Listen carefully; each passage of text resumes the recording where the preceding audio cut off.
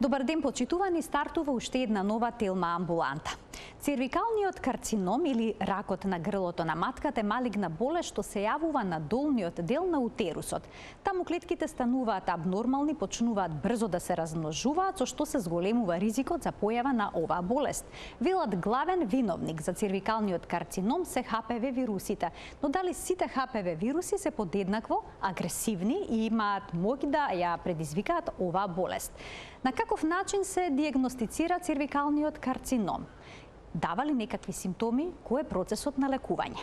Денеска во студиото на Телма имам чест да разговарам со доктор на медицински науки Лилјана Кочовска-Мараш, виш консултант, специјалист по гинекологија и акушерство, кој што специјализирала гинекологија и акушерство и докторирала на Каролинска институтот во Стокхолм.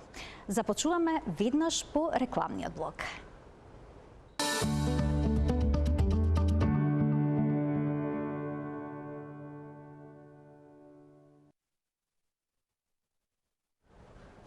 За цервикалниот карцином денеска зборуваме со доктор на медицински науки Лилјана Кочовска-Мараш, која што долги години работи во Шведска. Добар ден, докторке. Добар ден. Како сте? Добро, благодарам што ме поканивте. Навистина ми е задоволство и чест. Вие овој период сте во Македонија, бидејќи имавте симпозиум на кој што всушност говоревте на оваа тема. Да, така е. Каде работите во Стокхолм во моментот? Во Стокхолм во моментот работам во приватна болница која што се нарекува Ultragina Leris.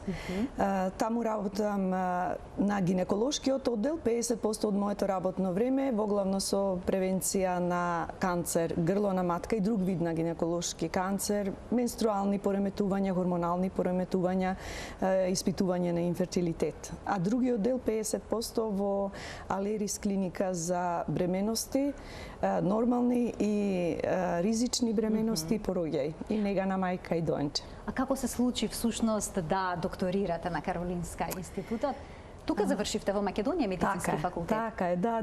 Јас и тоа ќе кажам, имав навистина многу солидно образование на медицинскиот факултет Кирил и Методи на Универзитетот во Скопје. Завршив медицински студии и по игра на случајност сопругот и јас заминавме во Стокхолм. Тој беше долго време активен во ИАСТ, тој е електроинженер, доби пракса во Стокхолм. Преминавме една година таму, после тоа почна војната во бивша Југославија, тоа ни ги не принуди да размислиме како и каде. Така да останавме во Стокхолм, а тоа значеше дека ако се решиме да останеме во Шведска, треба да полагам испити прво за јазик и да ја нострифицирам дипломата во Каролинска, што беше еден долготраен процес, меѓутоа се исплатеше. Јас сакав да работам како лекар и клиника и наука ме интересираат, така да имав можност и да работам клинички преклиничка. Спојна едното и другото, Апсолутно. Така да докторирав на Каролинска и тоа беше исто едно многу и интересно и многу корисно искуство. Ве тера да размислувате критички. Одлично. А денеска ми е навистина драго што со вас ќе проговорам, во оваа емисија всушност вие ќе проговорите за многу аспекти поврзани со цервикалниот карцином. Вела дека оваа болест е последица на вирусна инфекција. Точно ли е? Да, знаете, во 99% случаи во хистолошкиот наод на канцерот го наоѓате ХПВ вирусот како причина, особено на плочестиот карцином, шив епител или squamous epithelium cancer, додека постои 1%, едва и 2% од хистолошките видови на канцер кои што се развиваат од деново мутација. Знаете, мутација на клетките како со друг тип на канцер. Така да. Не е секогаш апсолутно, не е 100%, меѓутоа во најголем број случаи. Многу висок процент, ни кажавте. Сега, дали сите ХПВ вируси се подеднакво опасни за женското здравје? Не сите. Не се сите онкогени, канцерогени типови. Да речеме, типот 6-11 предизвикуваат кондилом. Тоа се брадавички на слузниците. Тоа не е опасно, не може да премине во карцином? Не кондиломот. Значи 6-11 има уште неколку типови од тие 200 типови на вирус кои што се досега откриени, кои предизвикуваат само бенегни заболувања. Меѓутоа се непријатни. Знаете, може да исчезна спонтано, но ако останат може да бидат непријатни. Додека канцерогените типови како 16-18 како најагресивни, тие предизвикуваат ако перзистираат. А доколку се долго време присутни? Да, ако се долго време присутни, може да предизвикаат. Студии, направени се голем број студии, многу квалитетни студии се направени во светот, покажуваат дека во 50% случаеви можат спонтано да се излекуваат. Значи, мојот локален имунолошки систем и имунолошкиот систем во телото може да го отфрли вирусот за половина година. Додека до 80 и повеќе проценти може да го сами да се излекуваат за 2 години. Што значи дека е многу битно да ја селектираме популацијата каде предизвикува, да им дозволиме на особено младите жени меѓу 23 и 29 година, каде што е многу честа инфекцијата, спонтано да се излекуваат. Значи, со квалитетен, со знаење и со еден структуриран пристап да ја одделиме онаа популација на која што е потребна терапија од онаа каде што е многу поголема шансата спонтано да се излекуваат. Тоа значи по 29-та година расте ризикот за да се развие карцином? Знаете, со годините, со текот на годините, перзистира, значи бројот на пациентки како што перзистира е поголем во популацијата после 50 годишна возраст. А после 50? Да, после 45-50 годишна возраст и претпоставуваме дека тука има влијание покрај другите, да кажеме, епигенетски фактори, нашиот начин на живот и имунолошкиот систем. Колку е тој силен. Што значи, кога ги гледам пациентките кои што перзистира вирусот и после една или две конизации, поголем дел од нив се после 45-50 година од животот. Ги споменавте агресивните соеви. Дали во различни делови на светот различни соеви се има различна доминација на соевите? Знаете, тоа е интересно прашање. Јас погледнав, еве последниот не можев да најдам точно некоја публикација која што ќе се осврне например на тој дел од светот. Го имам европскиот дел, каде што во европскиот дел, меѓутоа и во светот се најприсутни, најагресивни типот 16-18. Предпоставувам дека постои еден вид доминација, меѓутоа сега кога гледаме Шведска, да речеме, тоа е веќе мултинационална средина. Така. Последниве, еве да речеме, 20 на години. Така да ако се прави субгрупа според етницитет, ние гледаме дека и тука се застапени вирусите кои што се и кај етничката популација. Зошто? Затоа што ние луѓето се мешаме. Да. Така да не можам да ви одговорам со сигурност на тоа прашање. Знам дека во Македонија, од она што го слушнав на семинарот, се присутни слично како и во Шведска. Меѓутоа, за тоа можете да го викнете, да речеме, професорот Горан Димитров, со кој што соработувам. Тој е субспецијалист во оваа област. Секако дека тој ќе биде наскоро наш гостин. Веќе се договаравме и се видовме. Како се пренесува, докторке, HPV вирусот? Тоа е сексуално пренеслива инфекција, знаете, и тоа е најчестата сексуално пренеслива инфекција. Значи слузница, клетка во клетка, вирусот живее во клетката. Така што е, да речеме, инфекција која што вие ќе ја најдете, можеби кај 80% од популацијата во текот на нејзиниот животен век. Од 16 до 25 година е многу застапена. Затоа и ние од 23-та година, кога почнуваме со скринингот до 29-та, ние не го тестираме HPV вирусот. Ние правиме само пеп смир на цетула. Да, дали има некакви промени на клеточно ниво, но не правите типизации? Не. Ако сигналира дека има промена на клетките, тогаш правиме типизација. Го правиме тестот уште еднаш, правиме типизација и тогаш со микроскопски, со колпоскоп, гледаме дали постојат промени и земаме биопсија и го испитуваме ткивото микроскопски. Видливо е на колпоскопијата? Може да се види, особено искусни колпоскописти можат да го видат и да разликуваат 1, 2 и 3 лезија тип 1, 2 и 3. Може да се види, да. А кај повозрастните жени веднаш правите типизација? Кај повозрастните жени правиме типизација прво. Значи, најнапред типизација. Да. Значи, таму е доследно обратно. Да, и постои логика. Тоа е од последниве, сега ќе ви кажам, 10 години, кога се фокусиравме гледајќи дека HPV типизацијата има многу висока специфичност. Што значи тоа? Специфичноста значи ако вие сте негативни, навистина сте негативни. Аха, така. Да. И поголема е специфичноста отколку со целуларната анализа. Клеточната. Клеточната, точно, со клеточната анализа, да. Значи, ако вие ја го добивате првиот повик на 23-та година и ви покаже да речеме дека ви е нормален цитолошкиот наод, ние не правиме типизација. Од 23-та до 29-та година, ако има промени, правиме типизација, ако се лесни, ние само ја следиме пациентката за 2 години, затоа што е висока шансата да се излекува сама. Од 29-та година, значи или од 30-та година до 49-та вршиме само типизација. И последниве години го воведовме само тестирањето, self-testing.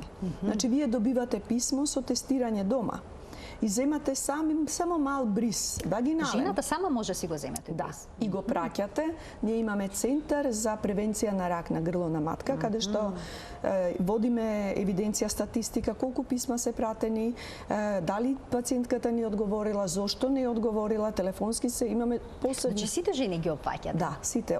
Кога наполнуваат 23 години, сите жени се опфатени. Оние кои што имаат и социјален број шведски, значи кои што се и државјани, имаат работна дозвола, и оние кои што имаат резервен број. Значи, да речеме, доаѓате, имате 4 годишна право на престој и ќе бидете повикани.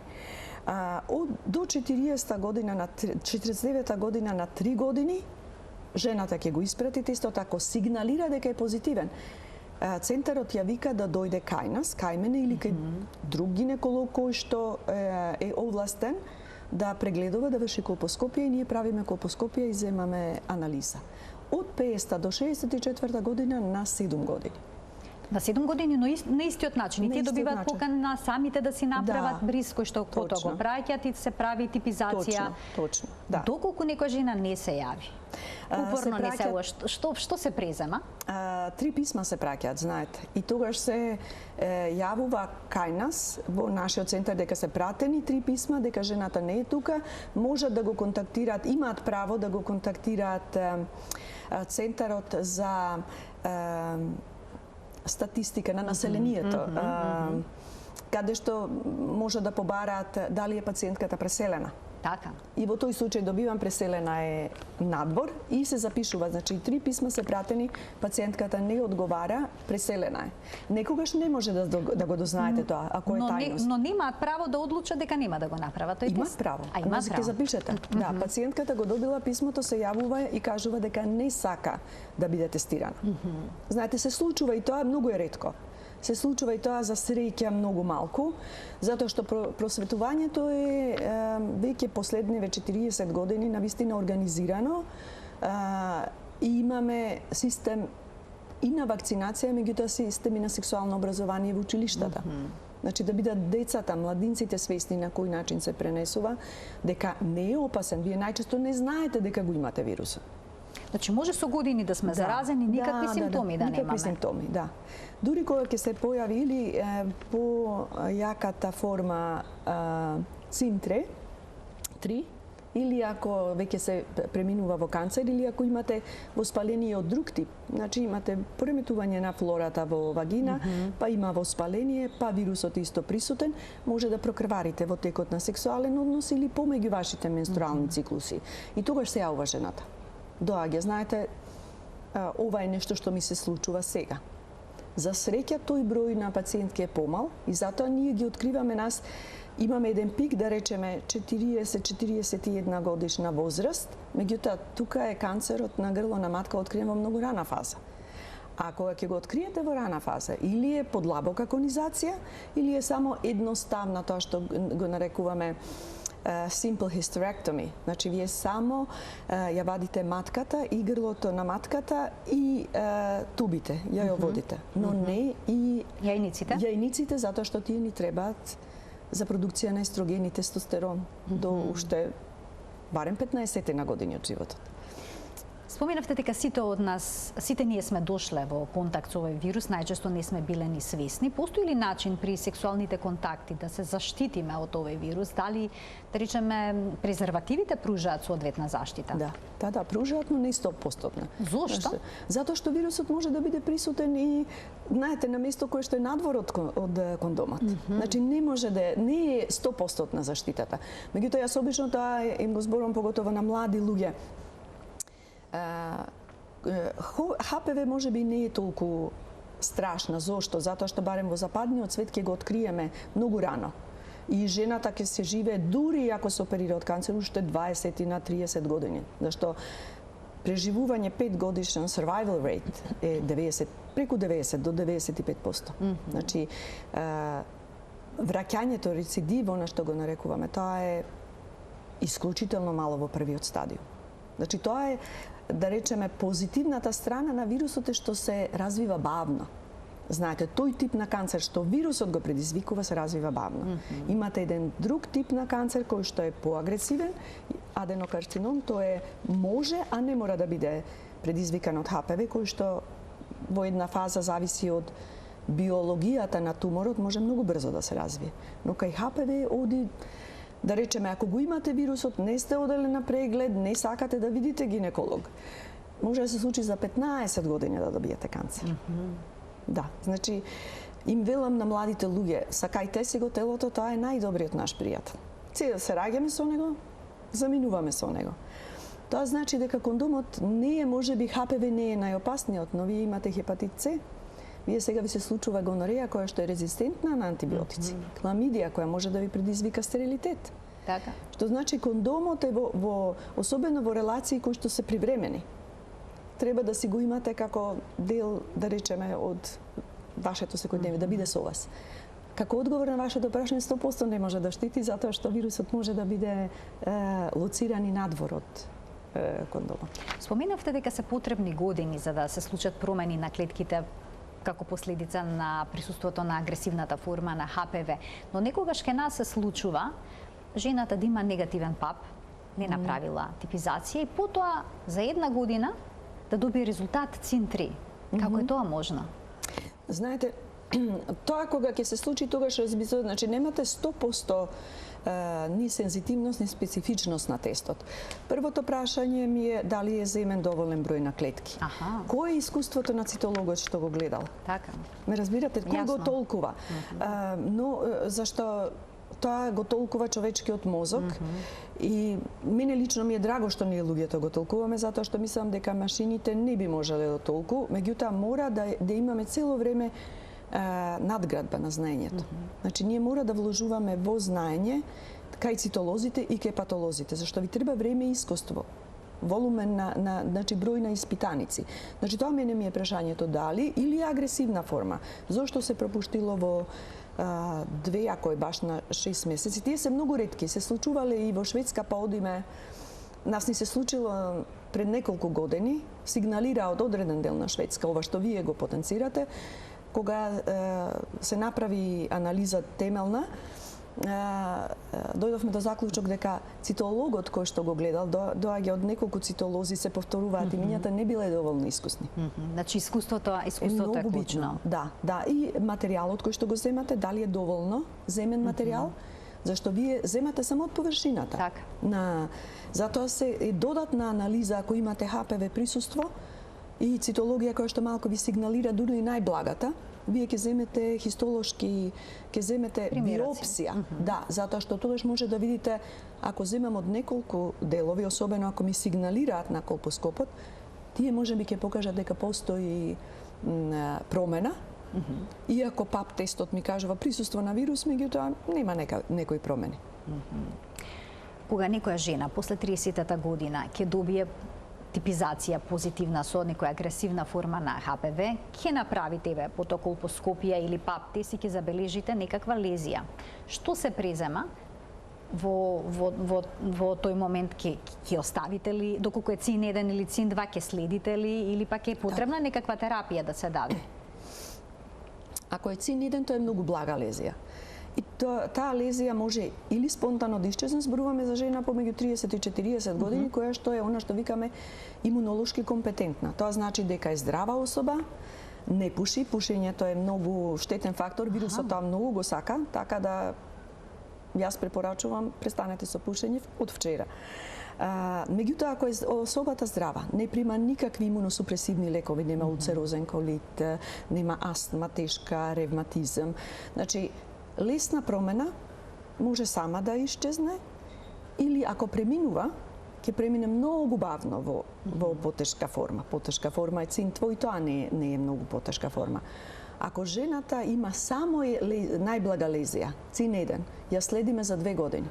Значи, влегува во нашиот систем и добива автоматски покана да дојде кај мене или кај колешката после 2 години за нов пап смиер и за хистолошка за колпоскопија и хистологија.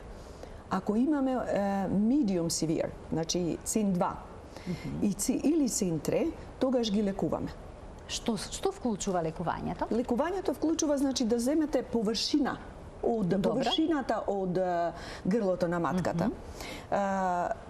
Во Шведска е процедурата многу едноставна, може и амбулантно да се изврши со локална анестезија, со она што го нарекуваме ние лип, значи со жичка, која што е полукружна, со висок напор на струја, после локална анестезија, тоа ви трае, значи јас со колпоскоп ќе видам после премачкување со киселина и со јод, кои делови се значи променети и со лип после апликација на локална анестезија ни 30 секунди не трае целата таа процедура. Се отстранува површниот дел.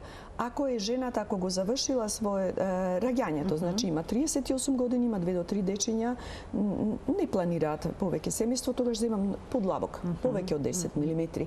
Инаку ако е, да речеме, 30-31 годишна жена која што не родила или родила едно детенце, планира, тогаш не отстранувам повеќе од 1 сантим, за да се разбира, би направила реконизација ако добијам одговор од колегата, од патологот, дека не е радикално отстрането, дека стигнува и до ивиците.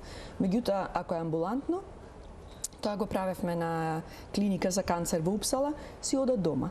Во ова клиника каде што работам сега, не го правиме амбулантно од причина што се уште немаме добра вентилација во собата. Значи мора да имате потполно обезбедено со вентилација за да не ги оптишувате вирусот. Така да заради тоа се бројни критериуми мора да се испочитуваат за да се изведе една ваква безбедност на пациентката, безбедност на персоналот. Да.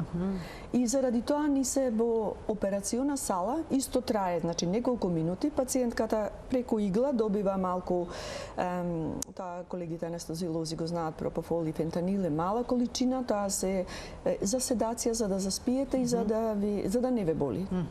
Процесот, самата процедура е можеби 3-4 минути, меѓутоа за тоа време пациентката наполно опуштена, кога ќе заспие, тогаш почнувам со прегледот, аплицирам локална анестезија, гледам со колпоскоп и со лип го отстрануваме. Пациентката си оди дома после 45 минути, да видиме да не и се лоши од анестезија. Денот кога е направена процедурата е слободна од работа, меѓутоа другиот ден функционира сосема нормално. Ќе има секако сукрвица, секрет кој што е помешан малку со крв и тоа една недела, 2, ретко 3 недели. И препорачуваме да се грижи за хигиената, значи да размислува да не се капи туширање колку што сака, меѓутоа да не се капи во када или во базен и да не користи тампон и да нема сексуални односи. Зошто? За да не предизвика од сопствената флора од гениталните органи да дојде до инфекција на самата раничка.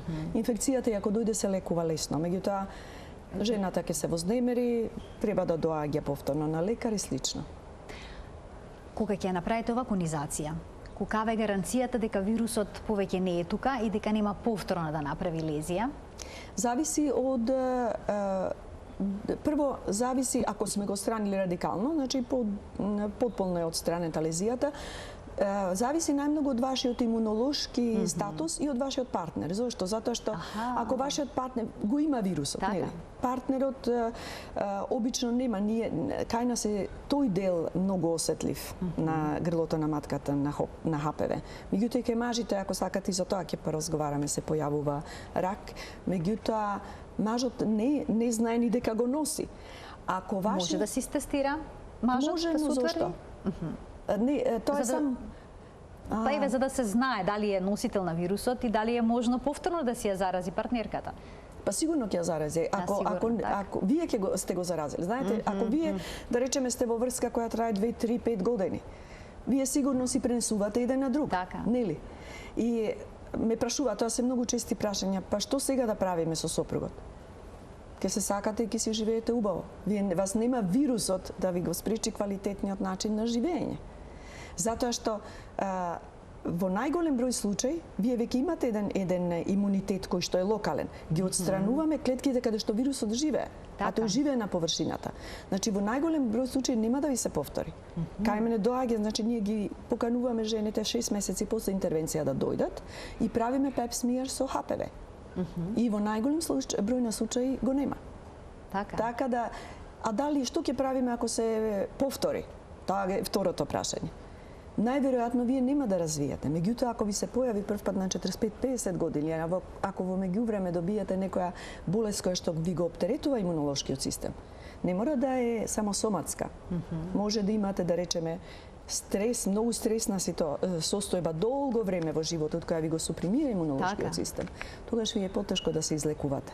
Меѓутоа, она што викаме take home message е ХПВ не треба да не плаши. Ние треба да се носиме со фактот дека вирусот постои, да.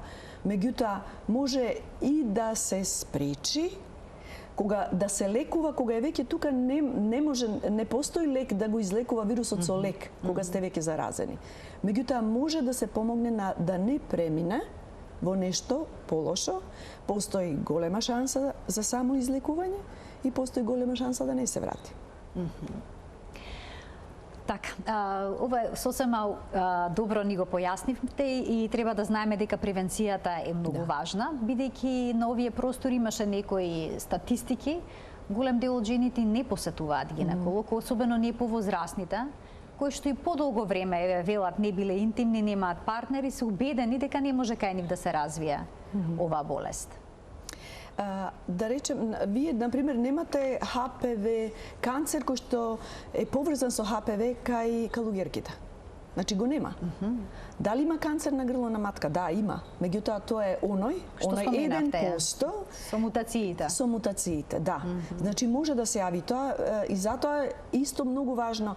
Немојте да се залажувате со тоа, не одам на гинеколог, значи нема ризик од инфекција, што е точно. Меѓутоа можете друг тип на канцер. Имате исто и канцер вагинален, имате канцер и на устните, на вулва. Значи, одете на редовни контроли кај гинеколог. Ако сте здрава особа, значи немате партнер, сте имале еден пап смеа кој бил нормален, ќе си отидете на гинеколог барем на 2 години. Затоа што имате јајници, канцер на јајници расте со текот на годините, после 50 годишна. Значи, бројот на заболени расте со текот на годините. Затоа е гинеколошкиот преглед битен. А што е со онаа превенција која што е поврзана со вакцинацијата? Се уште постојат некои родители кои што се скептични и размислуваат дали да ја дадат оваа вакцина на својата ќерка, бидејќи кај нас се дава само кај девојчињата. Овозможува ли соодветна заштита? Како да не? Да, до сега се дадени преку 150 милиони вакцини. Австралија е на пат да го искорени вирусот затоа што или ракот на грло на матка поврзан со вирус и рак на анус, на грло, на пенис кој што е поврзан со ХПВ вирус затоа што тие ја покрија популацијата и на момчиња од пред неколку години. Студии што се направени покажуваат дека и до 70% случаи превенира од зараза со вирус и рак на грло на матка и други типови на рак. На кој начин? Значи, ако вие не сте стапиле во контакт, не сте имале сексуален однос. Вие сте, да речеме, тоа што го нарекуваме во нашата фела ХПВ наивни. Значи немате антитела кон ХПВ. Во тој случај е најдобро тогаш да ја примите вакцината. Кај нас во Шведска влезе во школскиот систем на вакцинација од 2012 за девојчињата, од 5 оделенија, значи негде од 10 до 14 годишна возраст се дава 2 дози на вакцина. За девојчиња после 15 годишна возраст, па дури до 45 годишна возраст. Да, сега помислен на границата. Да, може да се прими вакцината и имате бенефит, дури ако сте заразени само со еден тип на вирус, меѓутоа сте промениле партнер или ќе промените партнер, вие ќе имате бенефит од вакцината затоа што ќе ви даде вкрстен имунитет.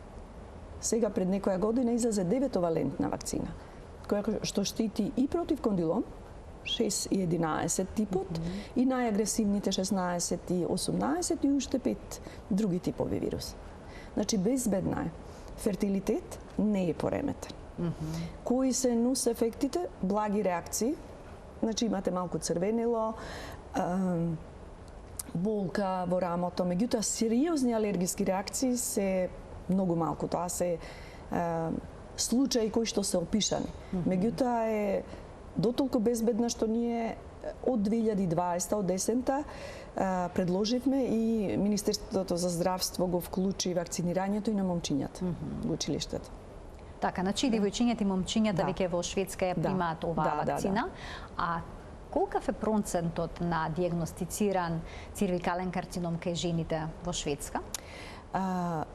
Еве да ви кажам во бројка, да речеме околу од 50.000 од прилика тестови кои што се прават годишно и кои што сигналираат дека треба да се направи хистологија, околу 15.000 се конизираат. Во тие конизации и од оние хистолошки наоди што ги добиваме пред конизација, се откриени околу 500-550 случаеви од прилика годишно, и од нив околу 150 ја губат битката со канцер. Зошто? Затоа што ни доаѓаат во доцен стадиум, да. Кај жените каде што ги откриваме од прилика помеѓу 35-40 година на животот, тоа се рани фази. И тука е една конизација која што е подлабока и поширока, го лекува тој така наречен микроинвазивен канцер. Или ако треба да се извади матката, така наречена Верхем операција, и тука имаме многу голем успех, значи преживувањето е преку 95% после 5 години. Меѓутоа, жени кои што ни доаѓаат после 60-70 година, кои не биле на гинеколошки преглед долго време, тие не доаѓаат во фаза кога не можеме, значи, да оперираме.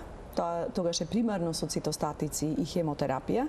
Зависи од колку е напредна болеста, дали веќе се проширила во малата карлица, можно е да оди што велиме во регрес, значи да се држи на една оптимална, во еден оптимален стадиум жената да добие повеќе од 5 години живот. Меѓутоа во четврта фаза кога имаме метастази, тогаш е смртноста многу голема.